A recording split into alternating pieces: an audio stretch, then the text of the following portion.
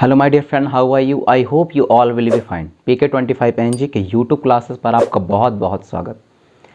पिछले कुछ दिनों से हमने वीडियो अपलोड नहीं किया, इसके लिए माफ़ी चाहते हैं, लेकिन आप यकीन मानिए इंडियन कॉन्स्टिट्यूशन को हम पूरी तरीके से कंप्लीट करेंगे।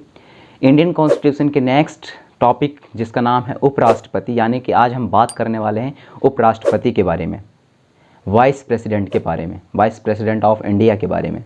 देखते हैं इनमें कौन कौन से आर्टिकल शामिल हैं तथा कौन कौन से आर्टिकल उपराष्ट्रपति के लिए किन किन बातों का उल्लेख करता है।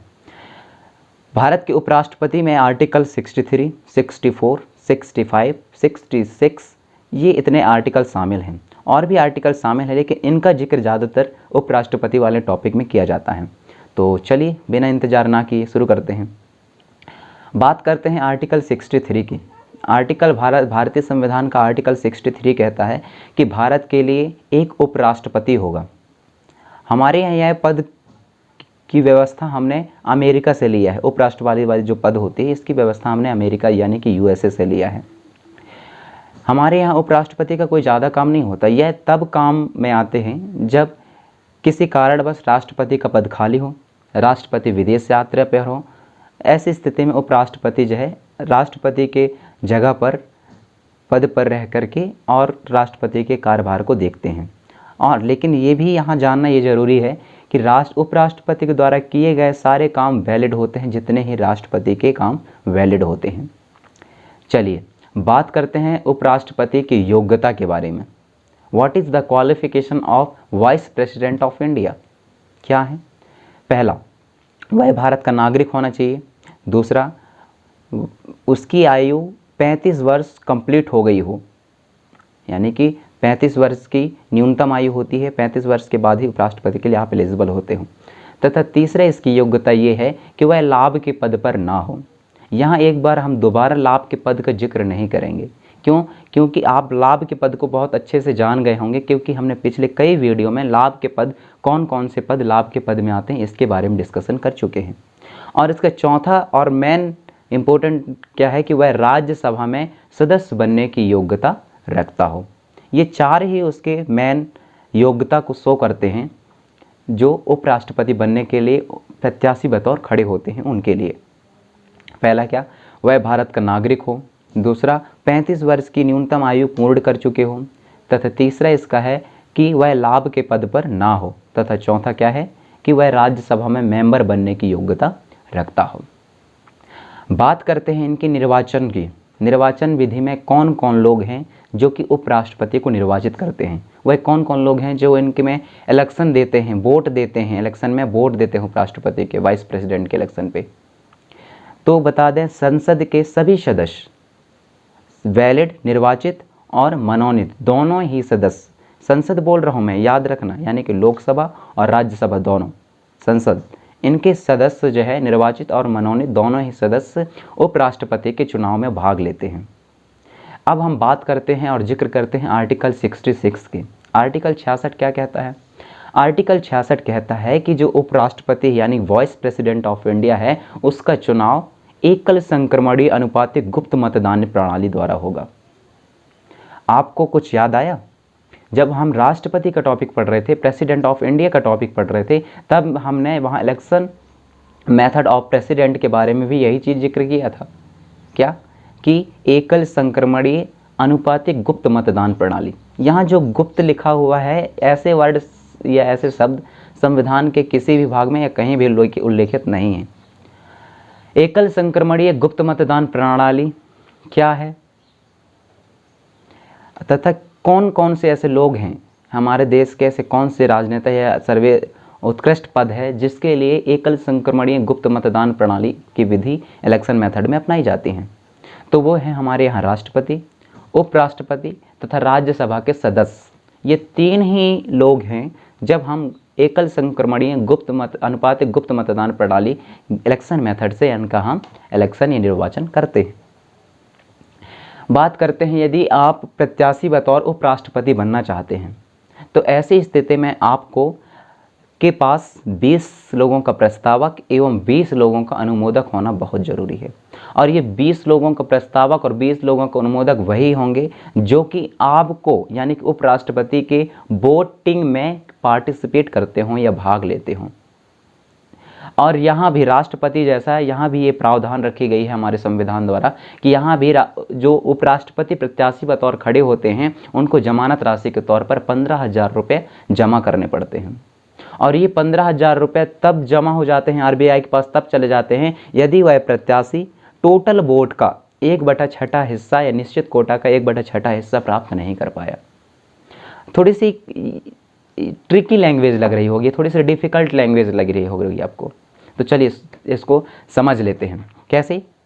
मान लीजिए हमारे यहाँ सदन के मैंने बोला कि यहाँ सदन के सभी सदस्य यानी कि राज्यसभा के 245 और लोकसभा के 545, साथ में मनोनीत सदस्य भी बोले, इसी वजह से मैंने इनका जिक्र 245 और 545 किया है।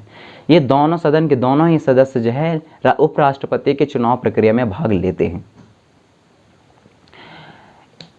चुनाव प्रक्रिया में भाग लेते हैं। अब ऐसी स्थिति में मैं क्या बोला कि एक निश्चित कोटा यानी कि आप टोटल वोटिंग का 1/6 हिस्सा प्राप्त नहीं कर पाते, निश्चित कोटा आपने हासिल नहीं किया चुनाव में, तो ऐसी स्थिति में आपका जो 15,000 की जमानत राशि है वह आरबीआई के पास चली जाती है।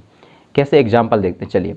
मान लीजिए कि लोकसभा और राज्यसभा की सदस्य संख्या है 120। मैं इजी तौर पर समझाने के लिए इसको कह रहा हूँ, बाकी एक्चुअली आपको पता है कि सब 545 और 245 को जोड़ोगे तो 700 के अबव जाती है इनकी सदस्य संख्या। मैं एग्जाम्पल के तौर पर समझाने के लिए इसका जिक्र कर रहा हूँ। तो मान लीजिए ये दोनों मिलाकर के 120 सदस्य हुए। अब 120 सदस्य का 1/6 हिस्सा कितना होता है? 120 में आप 6 का भाग दे दीजिए, यानी कि करीब करीब 20 आना चाहिए। तो एक निश्चित कोटा का यदि टोटल नंबर ऑफ सदस्य हैं 120, उसमें से यदि आप 20 वोट भी हासिल नहीं कर पाए तो ऐसी स्थिति में आपके द्वारा जमा कराई गई जमानत राशि आरबीआई के पास चली जाती है। लेकिन यदि आप उससे बढ़ के वोट लेके आए हैं, आपके वोट बैंकिंग उससे बढ़ के है, तो आप उन लिस्ट में शामिल हो सकते हैं जो उपराष्ट्रपति बनने के लिए आती हैं। और गुप्त मतदान प्रणाली के बारे में आपने तो पहले ही समझ चुका है, और यदि आप नहीं समझे हैं तो प्लीज़ डिस्क्रिप्शन में इसका लिंक मिल जाएगा। आप राष्ट्रपति के चुनाव प्रक्रिया का मैथमेटिक्स कैलकुलेशन आप देख सकते हैं, किस तरीके से मैथमेटिक्स कैलकुलेशन के बेसिस पर यह डिसाइड किया जाता है कि कौन राष्ट्रपति बनेगा। और यही मेथड मैंने जिक्र किया है कि उपराष्ट्रपति तथा राज्यसभा में के सदस्यों के लिए भी यही मेथड अपनाई जाती है, एकल संक्रमणीय अनुपातिक गुप्त मतदान प्रणाली का। चलिए आगे बढ़ते हैं और उपराष्ट्रपति वाले टॉपिक में बात करते हैं निर्वाचन, यानी कि कौन लोग होंगे जो मत देंगे तथा चुनाव कराएगा कौन। आर्टिकल 324 चुनाव आयोग के बारे में चर्चा करता है। कहता है कि चुनाव में यदि किसी भी तरीके से गड़बड़ी का मामला यदि आती है तो उसे सुलझाने का हक केवल और केवल सुप्रीम कोर्ट को है, और यह सुप्रीम कोर्ट का निर्णय अंतिम निर्णय होता है तथा इसमें पीठासीन अधिकारी निर्वाचन के तौर पर उपराष्ट्रपति के, लोकसभा के महासचिव और राज्यसभा के महासचिव, ये दोनों निर्वाचन अधिकारी बारी बारी से चुनाव निर्वाचन अधिकारी के बतौर काम करते हैं। जैसे मान लो कि राष्ट्रपति चुनाव में लोकसभा का महासचिव पीठासीन अधिकारी के बतौर काम किया था, तो वाइस प्रेसिडेंट के चुनाव में राज्यसभा के महासचिव पीठासीन अधिकारी बतौर काम करेंगे। आर्टिकल 77 इस बात का जिक्र करता है। उपराष्ट्रपति चुनाव हेतु किसी संसद के पद रिक्त होने पर भी वह सदस्य जो निर्वाचक बन चुके हैं वह लोग चुनाव में भाग लेते हैं। और जिस तरीके से हम राष्ट्रपति वाले चुनाव में मत मूल निकालते हैं सांसद का, एमएलए का, उस तरीके से यहाँ कोई प्रावधान नहीं दे रखी है कि आप उपराष्ट्रपति चुनाव में भी मत मूल निकालेंगे। आगे बढ़ते हैं और बात करते हैं इनके शपथ की। चुनाव हो गया, अब शपथ कौन दिलाएगा। इनके शपथ का उल्लेख राष्ट्रपति और उपराष्ट्रपति तथा साथ ही गवर्नर के शपथ का उल्लेख अनुसूची 3 में नहीं है। बाकी ज़्यादातर राजनेताओं के शपथ का उल्लेख अनुसूची 3 में देखने को मिलता है, लेकिन इन 3 सर्वश्रेष्ठ पद राष्ट्रपति, वाइस प्रेसिडेंट और गवर्नर, इनका अनुसूची 3 में देखने को नहीं मिलता, जबकि इनके शपथ का उल्लेख संबंधित अनुच्छेद में शामिल संबंधित आर्टिकल में देखने को मिलते हैं। उपराष्ट्रपति के शपथ का उल्लेख आर्टिकल 69 में देखने को मिलता है तथा उपराष्ट्रपति संविधान के प्रति निष्ठा की शपथ लेता है। कहता है कि मैं अपने पद और कर्तव्यों का निर्वहन श्रद्धापूर्वक करूँगा, इस बात का शपथ लेता है। साथ ही राष्ट्रपति उपराष्ट्रपति को शपथ दिलाते हैं। बात करते हैं इनके कार्यकाल की, यानी कि टर्म ऑफ ऑफिस की। आर्टिकल 67 उपराष्ट्रपति के कार्यकाल के बारे में जिक्र करता है। उपराष्ट्रपति का कार्यकाल 5 सालों का होगा।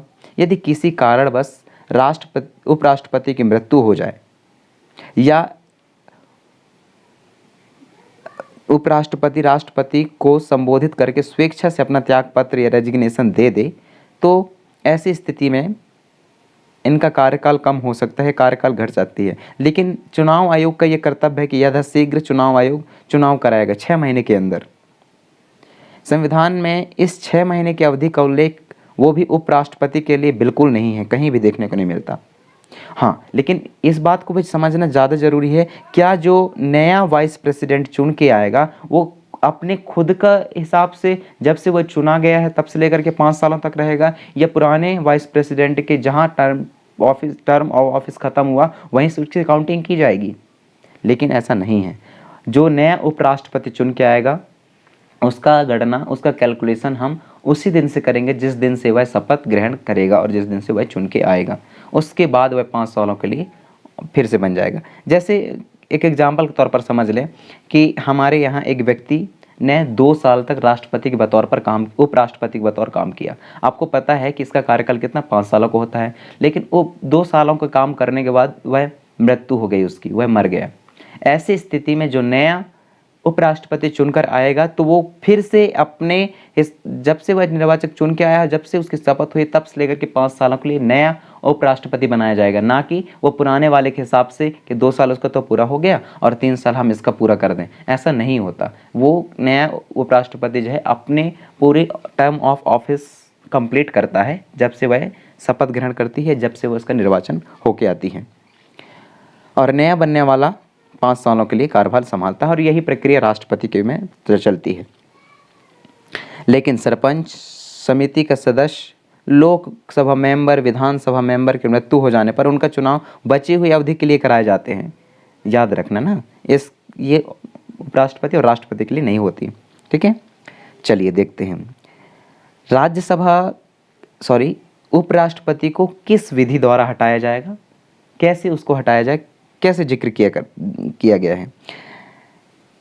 यहाँ साथ ही राज्यसभा अपने तात्कालीन सदस्यों की बहुमत से प्रस्ताव जारी करता है, और यह प्रस्ताव लोकसभा में यदि पारित कर दे तो इस अवधि में भी वाइस प्रेसिडेंट को अपना त्यागपत्र, अपना पद छोड़ना होता है। वाइस प्रेसिडेंट के संदर्भ में संविधान मौन है कि कोई भी व्यक्ति कितनी बार उपराष्ट्रपति बन सकता है, लेकिन राष्ट्रपति के संदर्भ में संविधान मौन नहीं है। आर्टिकल 57 राष्ट्रपति के संदर्भ में कोई भी व्यक्ति कितनी भी बार राष्ट्रपति बन सकता है इसका जिक्र करता है। आर्टिकल 67 में हमें देखने को मिलता है कि कैसे हम उपराष्ट्रपति को हटाएंगे। तो चलिए देखते हैं। अब बात करते हैं उपराष्ट्रपति को हटाने की विधि के बारे में, यानी कि वाइस प्रेसिडेंट को आप किस मेथड से हटाओगे। इसका जिक्र आर्टिकल 67 में देखने को मिलता है। उपराष्ट्रपति के लिए कोई आधार हटाने का नहीं दिया गया है कि किस आधार पर लोकसभा में या राज्यसभा में प्रस्ताव लाया जाएगा, वह कौन होंगे जिनको हटाएंगे। इसका उल्लेख में संविधान मौन है। यदि और वही इसका आधार है कि जो राज्यसभा सही समझता हो उसी आधार पर उपराष्ट्रपति को हटाया जाता है। लेकिन यदि चलो जो राज्यसभा समझता हो उसके आधार पर कभी प्रस्ताव लाया गया कोई भी सदन में, तो ऐसे स्थिति में आपको 14 दिन पहले उपराष्ट्रपति को इसका सूचना देनी होगी कि आपके खिलाफ ऐसा प्रस्ताव यहाँ लाया गया है। तो ऐसी स्थिति में उपराष्ट्रपति यानी कि वाइस प्रेसिडेंट अपना सुझाव देने के लिए किसी व्यक्ति को भेज सकते हैं या वो खुद आ सकते हैं अपने सुझाव देने के लिए। लेकिन संविधान में वाइस प्रेसिडेंट को हटाने के लिए, कार्यवाहक वाइस प्रेसिडेंट को हटाने का कोई प्रावधान। चलिए आगे बढ़ते हैं और बात करते हैं उपराष्ट्रपति के कार्यों की। आर्टिकल 64 और 65 उपराष्ट्रपति के कार्य एवं शक्तियों के बारे में बात करता है। वाइस प्रेसिडेंट राज्यसभा के पदेन सभापति होते हैं। यह बात आर्टिकल 89 में लिखा हुआ है। आगे बढ़ते हैं और बात करते हैं इनके वेतन एवं भत्ते की, सैलरी यानी कि सैलरी एंड अलाउनेस की। अनुसूची 2 विभिन्न पदाधिकारियों के वेतन का उल्लेख करती है। उपराष्ट्रपति राज्यसभा का पदेन सभापति होता है। अतः वाइस प्रेसिडेंट को राज्यसभा के सभापति का वेतन दिया जाता है, ना कि उपराष्ट्रपति होने का। अभी वर्तमान में उपराष्ट्रपति का राज्यसभा के सभापति के रूप में मासिक वेतन 4 लाख रुपए है।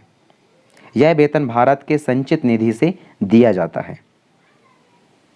वाइस प्रेसिडेंट के वेतन एवं भत्ते उसकी पदावधि के दौरान कभी कम नहीं किए जा सकते। वर्ष 1997 से वाइस प्रेसिडेंट के लिए सेवानिवृत्ति के बाद पेंशन का भी प्रावधान कर दिया गया है। राज्यसभा का अध्यक्ष उस सदन का सदस्य नहीं होता, यानी कि वाइस प्रेसिडेंट राज्यसभा का सदस्य नहीं है, फिर भी राज्यसभा का सभापति होता है। लेकिन और क्या क्या इनकी शक्तियां हैं उपराष्ट्रपति के, देखते हैं। कभी किसी निर्वाचन में लोकसभा और राज्यसभा का वोट या मतदान ड्रा हो जाए, फिक्स हो जाए, तो उस स्थिति में उपराष्ट्रपति को राज्यसभा के पदेन सभापति बतौर निर्णायक मत देने का अधिकार है। कभी वाइस प्रेसिडेंट को हटाने के लिए मैच ड्रा हो जाए, मतलब राज्यसभा और लोकसभा का मत बराबर हो जाए, तो इस स्थिति में वाइस प्रेसिडेंट को निर्णायक मत देने का अधिकार नहीं है या नहीं दे सकता। क्यों? किस हद से देगा? अपने खिलाफ लाए गए प्रस्ताव पर वो ऐसे मत देगा। ऐसी स्थिति में उपराष्ट्र सभापति को निर्णायक मत देने का अधिकार नहीं होता भैया।